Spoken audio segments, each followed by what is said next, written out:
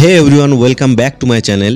চলে আসলাম আজকে আরও একটি ভিডিও নিয়ে। আশা করি তোমরা সবাই ভালো আছো। কিছু পারিবারিক সমস্যার জন্য বেশ কিছুদিন ভিডিও আপলোড করতে পারিনি, বাট এবার ডিসিশন নিয়েছি যে প্রতি সপ্তাহে একটি করে হলেও ভিডিও আপলোড করব। তো তার জন্য তোমাদের সাপোর্ট প্রয়োজন। অনেকেই আমার ভিডিও দেখে বাট সাবস্ক্রাইব করে না। তো তোমরা যদি আমার মতো নতুন ক্রিয়েটারদের সাপোর্ট না করো তাহলে নতুন কিছু আসবে না, তার কারণ নতুনদেরকেও সাপোর্ট করতে হবে। তো চলো বেশি কথা না বাড়িয়ে ভিডিওটি শুরু করা যাক। এবং আবারও বলছি, যারা চ্যানেলে নতুন আছো এরকম ধরনের জেনুইন এবং অথেন্টিক রিভিউ ভিডিও পেতে চ্যানেলটিকে সাবস্ক্রাইব করে দিও।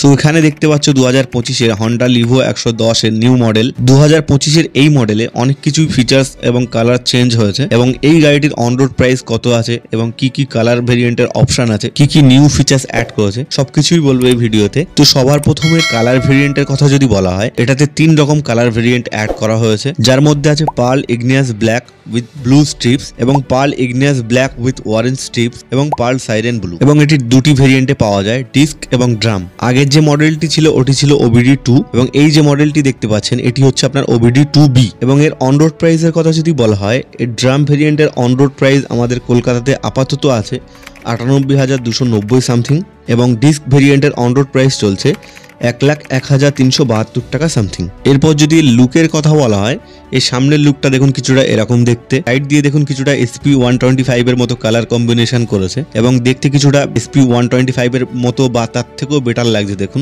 সামনে দেখুন ফুল মেটালিক ব্ল্যাক কালারের ভাইজার দেওয়া হয়েছে, এবং দুই সাইডে দেখুন স্টিকার করা আছে SP শাইনের মতো, এবং এর যে সামনের হেডলাইট সেটআপ এটা পুরোপুরি হ্যালোজেন দেওয়া হয়েছে। এখনকার ম্যাক্সিমাম গাড়িতে আপনার LED দেওয়া হয়, তো সেক্ষেত্রে আমার মনে হয় এটাতেও যদি LED হেডল্যাম্প সেটআপ করা হতো তাহলে আরো বেটার হতে পারতো। এবং এটাতে যে টার্ন সিগন্যালস দেখতে পাচ্ছেন এগুলো রেগুলার হ্যালোজেন দেওয়া হয়েছে, এবং এখন এর হেডলাইটে পাইলট ল্যাম্প অ্যাড করা হয়েছে, যেটা কিনা নতুন আপডেট, আগের মডেলে ছিল না। এবং এর যে সামনের সাসপেনশন টেলিস্কোপিক দেওয়া হয়েছে, এবং এর অ্যালয় হুইলের সাইড দিয়ে দেখুন স্টিকার অ্যাড করা হয়েছে। এর যে সামনের টায়ারটা দেখতে পাচ্ছেন 80/100 সেকশনের এবং 18 ইঞ্চের অ্যালয় হুইল। আগেই বলেছি এটাতে দুটি ভেরিয়েন্ট পাওয়া যায়, ডিস্ক এবং ড্রাম। এবং এর যে ডিস্ক ভেরিয়েন্টের ফ্রন্ট ডিস্কের সাইজ আছে 130 mm, এবং ড্রাম ভেরিয়েন্টে আপনার কম্বি ব্রেকিং সিস্টেম দেওয়া হয়েছে। ডিস্ক এবং ড্রামের মধ্যে যেটা আপনাদের বেটার মনে হয় আপনারা সেটা নিতে পারেন। মিটার কনসোলের কথা যদি বলা হয়, এটাতে ডিজিটাল মিটার কনসোল অ্যাড করা হয়েছে, এবং পুরনো SP125 এর যে মিটার ছিল সেটি এটাতে অ্যাড করা হয়েছে। ফিচার্স কিছু বাড়িয়ে দেওয়া হয়েছে,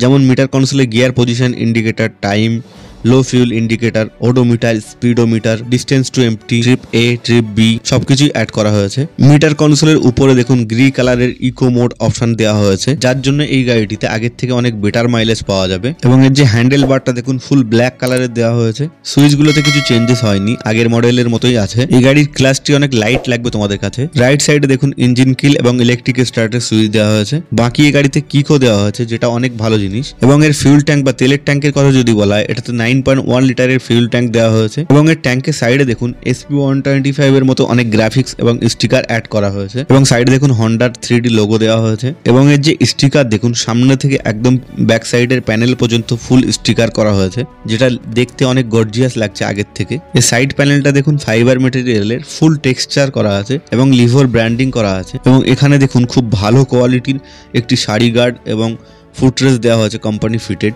এখানে সিট লক লাগানো আছে, যেটা দিয়ে সিট ওপেন করা যাবে। এবং এর গিয়ার ম্যানুয়ালের কথা যদি বলা হয়, এটাতে 4 স্পিড গিয়ার ম্যানুয়াল দেওয়া হয়েছে, এবং সাইড স্ট্যান্ড কাট অফ সেন্সারও দেওয়া হয়েছে। এর ইঞ্জিনের কথা যদি বলা হয়, এটাতে 109.51 সিসির ইঞ্জিন দেওয়া হয়েছে, যেটা কিনা 8.79 PS পাওয়ার এবং 9.30 টর্ক প্রডিউস করে।